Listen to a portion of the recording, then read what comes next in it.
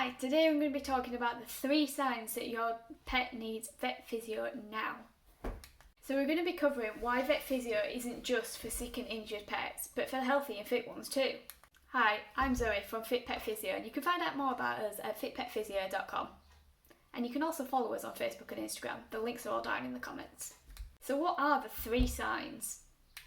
Number 1, that they've had an injury, surgery, or have a pathology. Vet physio can really help your pet recover as quickly as possible if they've had surgery, an injury, or they have a pathology such as arthritis or a hip dysplasia or kissing spines. Let's take a look at some of the more common pathologies and injuries that I see. Let's start by having a look at OA. So OA is arthritis, and this can happen in both our dogs and our horses.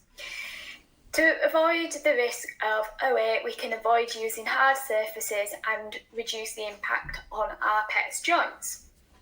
So what happens over time is the cartilage around the ends of our pet's bones begins to wear away. And as this happens, the bone underneath becomes exposed, and this is where we get arthritis, as you can see in the little diagram there. So what we can do is reduce the impact on the joints, which then slows down the wearing away of this cartilage. We can treat arthritis by using hydrotherapy or physiotherapy. So with our physiotherapy, we're going to use massage to reduce any associated muscle pain, passive range of motion to improve the range of motion of the joints and keep them moving as best as possible. Because once we lose the movement in those joints, we'll never get it back. So the signs of OA are often dismissed as signs of ageing or reduced movement, impulsion and stride length, which is why it's really important that you do get your vet physio out regularly so that they can notice these changes which you might not have noticed yourself. IVDD is also known as intervertebral disc disease and is most common in chondrodysplastic breeds. So these are breeds of dog which have disproportionately short limbs, which means that their limbs are very short but their bodies are sort of normal sized, like Dachshunds and Basset Hounds. So it occurs due to the disc drying out and calcifying as your dog ages, and therefore it's more likely to herniate, and when it herniates it presses on the spinal cord and leads to paralysis of the hind legs normally. And what we do in these cases is increase the route that the nerve is taking by stimulating those nerves and moving our dog's limbs for them to try and stimulate those nerves and help them recover. FCE is also a disc disease, so that occurs normally in the neck but can happen in the back as well. And this happens in a variety of dog breeds, it's not specific to a certain type.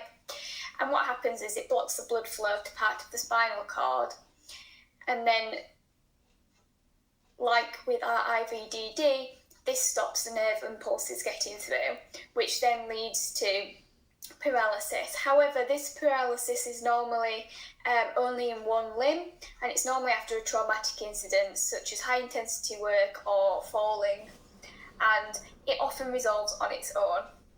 But again, we can use those nerve stimulating techniques to try and support our dogs and help them recover as quick as possible. Hip and elbow dysplasia are developmental diseases that we see a lot, and these occur when the puppy is still growing.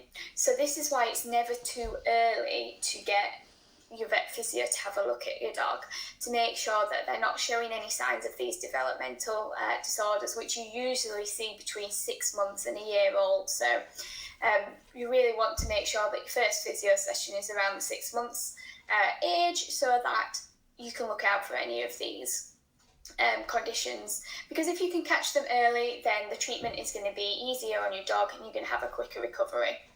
So these happen because there's an abnormal development which leads to laxity of the joint, and therefore the joint doesn't fit together as well as it should. And like we said before, with our arthritis, the cartilage gradually begins to wear down, and the same happens here. So all dogs with hip and elbow dysplasia will get arthritis, which means that starting a physiotherapy program early to maintain the range of motion we've got is really, really important. Kissing spines is one of the leading causes of back pains in horses, but a lot of them can also be asymptomatic, which means that they don't show any symptoms at all. So horses with kissing spines are much more likely to have back pain, and this is because the spinous processes begin to rub together. And this leads to wearing away of those bones, which is very painful, just like our end-stage arthritis. So with these horses, the most common treatment is exercise therapy, but you can also have surgery as well to remove these rubbed parts of the bone. But what we're aiming for here is to work our horses in a long and low posture to increase the length of their spine, which stops the processes rubbing together. And other causes of back pain can be hind limb lameness, or it can be rider asymmetry, causing uneven pressure on your horse's back. But you can also get things like arthritis, sacroiliac joint problems, which will all manifest as back pain, even though that might not be the primary cause. So back pain is often very subtle, just simple changes in behaviour such as tail swishing or reluctance to be saddled, or it can just seem like your horse is being a little bit naughty. So it is really important, if your horse shows any of these signs, to get it checked out, just to make sure that it isn't anything more sinister than just your saddle not fitting correctly. You need to get the saddler out. It might have actually impacted your horse's back and led to back pain. So it's really good that you keep on top of all of these things, because prevention is always better than a cure. So back pain is often treated with massage, stretching, TENS, laser, ultrasound and pulse magnetic therapy. And NMES treatment can be used to increase your top line if your horse is really struggling. But remember, core strengthening exercises are really your go-to if you're wanting to prevent back pain. You can get tendon and ligament injuries in both horses and dogs. So we'll start by having a look at the dogs. So the most common tendon and ligament injuries in dogs are cranial cruciate ligament rupture and bicipital tenon synovitis.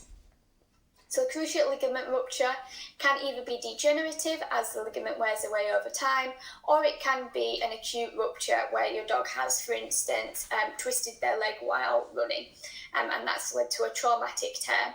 And these can be full or partial, and they lead to instability of the stifle joint. So when weight is put on the knee, it moves and it shouldn't. So what we would aim to do here is make sure that we reduce that movement as much as possible to get back to a more stable knee joint by increasing the muscle mass around the knee. And bicipital tenon synovitis is a little different. This is an inflammation of the biceps tendon sheath. So the biceps tendon inserts on the front of the shoulder in your dog.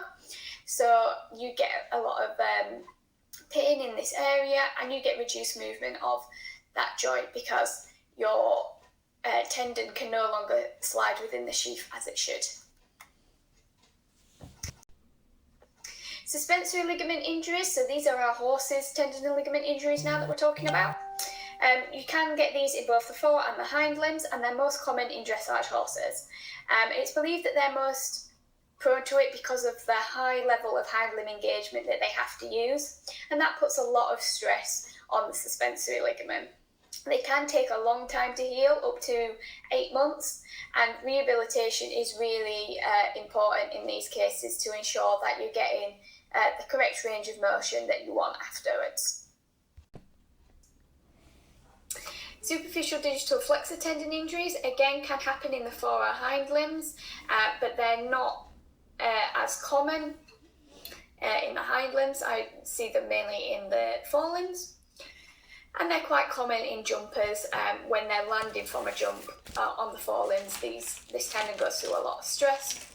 And again, they take a long time to recover, about 3 to 12 months. And it is really just a controlled exercise program and ultrasound that we use to heal these. And then deep digital flexor tendon injuries. So these are very similar to our superficial digital flexor injuries, as the deep digital flexor tendon sits underneath the superficial. But because it inserts below the navicular bone, if your horse has navicular, they are more likely to have a deep digital flexor tendon injury. So again, they do take a long time to recover, about 3 to 12 months. And they are mainly treated using, again, conservative management and pain relief, so cold hosing and non-steroidal anti-inflammatory drugs for those pain relief, and then just a controlled exercise program to help strengthen the tendons. So it's really good if you are starting a young horse to give them at least 6 months of pre-training before you back them, and lots of turnout, because that will help gradually increase the strength of these tendons and ligaments and reduce the chance of them being injured. Number 2, that they regularly train or compete. Training and competing puts a lot of stress on our pets. We don't see it because we do it every day and it becomes normal to us, but it is really difficult. Try thinking about it as if your pet's still very young and they've never done it before, and how difficult they found it to start with. It's kind of like that to their body every time, even though your pet's used to it. So all that extra stress can leave them open to injury, and we don't want that. Not only does it reduce our performance, but our pet could also get injured and be out for a long time with their recovery. So why not make sure that you have a regular vet physio session to make sure that none of these injuries are occurring, and that your pet's fit, healthy and strong and ready to go and train and compete. Number 3, they've not had their regular 6-monthly checkup. Regular 6-monthly checkups are a great way to make sure that there's no micro injuries that are going to lead to bigger injuries or problems in the future. It's never too early to get started, and I suggest you start with your young dogs and horses, getting them used to sessions every 6 months. It becomes part of your routine and you don't even have to think about it. Plus you've got the peace of mind that there's nothing wrong and you can move forward with their training. Thank you for watching this video this week. I hope you really enjoyed it. If you'd like to follow us, give us a thumbs up and press subscribe so that you don't miss any future videos.